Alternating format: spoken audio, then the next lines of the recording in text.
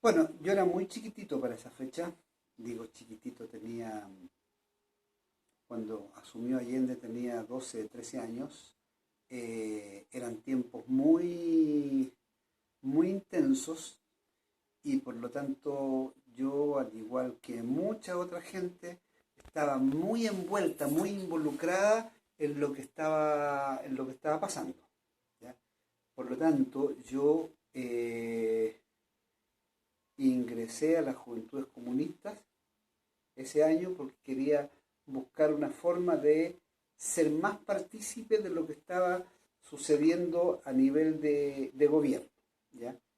Hay una frase muy bonita, muy famosa, que sale en la película La historia de Chile, creo que se llama, eh, y donde sale un obrero que dice, será una mierda de gobierno, pero es mi gobierno.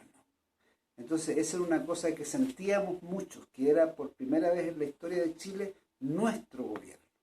Y queríamos participar, queríamos ver cómo ayudar más a ese gobierno. Por lo tanto, ese proceso lo vivimos muy internamente, muy intensamente, perdón. Más yo que, como te digo, ingresé a las Juventudes Comunistas, ingresé a la Brigada Ramón Parra, eh, incluso hay una película que está por ahí creo que ahora hace poquito está en YouTube, que se llama Continente en Llamas, que la firmó un director soviético en ese tiempo, que se llama Roman Carmen, ¿ya? Que es una entrevista a varios presidentes de Latinoamérica, y en Chile a Allende y a mí. Yo salía, los que salían hablando por Chile eran Allende y yo, ¿ya? Yo muy chiquito con mi casco y todo, mientras estaba haciendo un rayado en la Ramona Parra.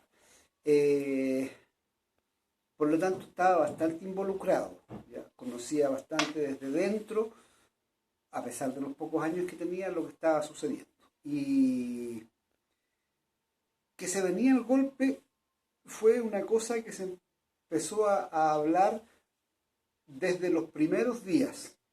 El, el golpe viene, el golpe viene. ¿Por qué? Porque los cambios que estaba produciendo el gobierno de la Unidad Popular eran tan profundos que era muy difícil que, que a la gente le pasaran inadvertidos. Pasa nomás, pasa. Bueno, entonces que el golpe venía era una cosa que era muy recurrente, siempre está el golpe viene, el golpe. Como te decía, los cambios que se estaban produciendo eran tan estructurales, tan profundos, que era muy difícil que los dueños del dinero en esa época accedieran tan fácilmente a aceptar que esto cambiara. ¿Ya? Ahora, por los años yo he entendido que, que era aún más complejo de lo que en su minuto se podía ver, porque efectivamente Salvador Allende tenía en mente y empezó a trabajar por un proceso de industrialización del país, es decir, sacar a Chile, hasta ese minuto Chile era un país que dependía de la tierra. Cualquiera que revise libros de historia o que revise las sesiones del Congreso en aquella época, se va a dar cuenta de que todas las discusiones pasaban en torno a la tierra, a los terratenientes. ¿Ya? Y Allende quería desarrollar la industria.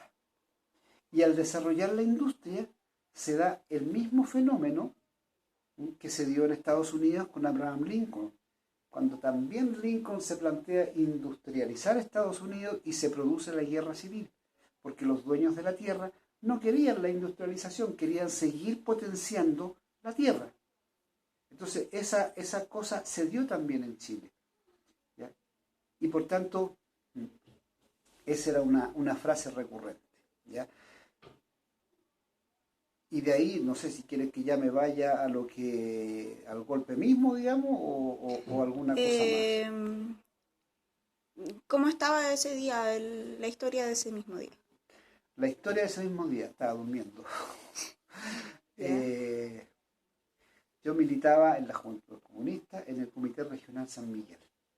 El secretario político del Comité Regional San Miguel era un detenido desaparecido, que era el marido, además, de Sola Sierra, que fue la presidenta de la Asociación de Familiares de Detenidos Desaparecidos, que falleció, y el papá de, ¿cómo se llama?, de la actual presidenta de la agrupación de familiares de detenidos desaparecidos.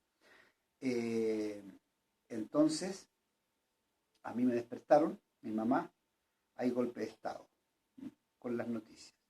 Yo me levanté e inmediatamente me fui temprano, 9 de la mañana, que sé yo, alguna cosa por el estilo, a la sede del comité regional, San Miguel, que estaba en la esquina de San Joaquín con Gran Avenida. ¿Ya? Primero me quedé en la casa escuchando noticias de lo que estaba pasando, ¿ya? Y de ahí me fui al regional, me junté con un amigo, entramos al regional a eso de las 11 de la mañana, incluso hicimos una locura, ¿ya? Entramos al regional, sacamos una máquina de escribir.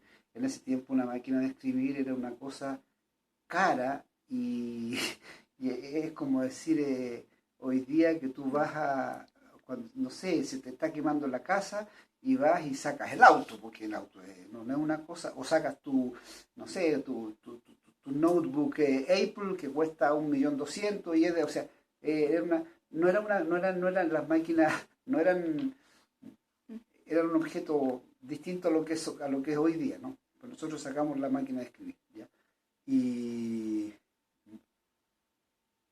Y nos fuimos. Y después de eso, yo me fui a la población La Victoria, porque habíamos discutido en muchas ocasiones algunos planes de acción en caso de emergencias como esta, ¿ya? Y en la población, y a mí me correspondía irme a la población La Victoria, a una casa cuya dirección yo ya tenía, ¿ya?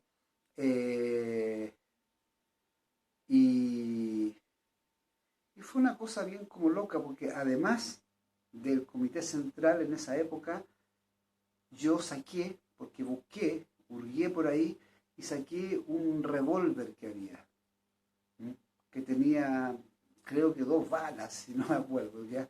Yo nunca, ni lo conocía, no sabía disparar ni nada, ¿ya? Pero era para mí, con mis 15 o 16 años, esto era guerra, o sea, venía la guerra, más o menos, ¿ya? Era un golpe de Estado. Perdón. Entonces, claro, bueno, me saqué la máquina de escribir y la pistola. Y por lo tanto me fui a la población de La Victoria con una pistola, ¿ya? Y ahí empezamos a escuchar las noticias, qué sé yo, todo el tema. Ahí yo escuché, me acuerdo como si fuera hoy día, el último discurso de Allende, en la radio Magallanes. Lo escuché en vivo, entonces, eso que hoy día es un tan mítico discurso conocido en todo el mundo, digamos, yo lo estaba escuchando ahí en directo. Todos los rumores que había, que venía un ejército de Argentina, que el general Prats, que aquí, que allá. Vi el bombardeo de La Moneda desde esa casa en la población La Victoria. Estuve a punto de que me mataran porque me paré a subirle el volumen a la tele y entró una bala por la puerta de la casa, que después sacábamos la cuenta, había pasado, no sé, a esta distancia de mi cabeza, ya pasó la bala que quedó metida allá. Por lo tanto, después tomamos precauciones y andábamos con cuidado. Y nada, ahí pasamos escondidos, digamos, esperando, más que escondidos en realidad, porque no estábamos escondidos, era estábamos esperando ver cómo se sucedían las cosas, ¿ya? Y a qué es lo que se llamaba, qué es lo que íbamos a hacer, ¿ya? Porque si se llamaba a salir a las calles, íbamos a salir a las calles, a enfrentarnos, a pelear, a lo que fuera, ¿ya? Pero obviamente el mismo discurso de Salvador Allende fue: no salgan de sus casas, cuiden a sus hijos. No fue un discurso derrotista, sino que fue un discurso responsable.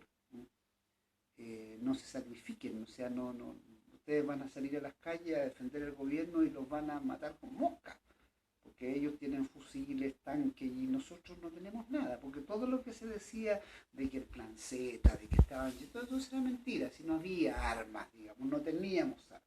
Es más, una de las cosas que después, muchos años después, incluso nos criticábamos como autocrítica, era el hecho de que, de que debimos habernos preparado para ese escenario.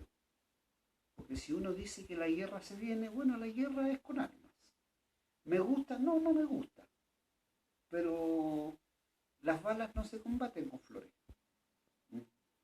Entonces, pero nunca lo hicimos. Entonces, en ese minuto, lo que hizo Salvador Allende fue un gesto de responsabilidad enorme, digamos, que lo engrandece más. ¿Ya? Que fue, tranquilo, cuiden a sus hijos, esto algún día va a pasar. ¿Ya? Y bueno, y ahí empezó, como te digo, yo estuve 2 o 3 días en esa casa viendo, y el tercer día incluso ya me fui a mi casa en bicicleta. ¿Mm? Los dueños de casa obviamente estaban asustados, había muertos por todas partes, llegaban los rumores a la casa, salíamos a mirar de repente y veíamos militares, qué sé yo, etcétera. Yo tomé una bicicleta, me fui a mi casa y me fui con mi revólver. Entonces yo iba diciendo, ¿y qué hago si me paran? ¿Y qué hago si me paran? Entonces yo decía, bueno, dispararé. ¿Me van a matar? Sí, me van a matar. Ya, listo.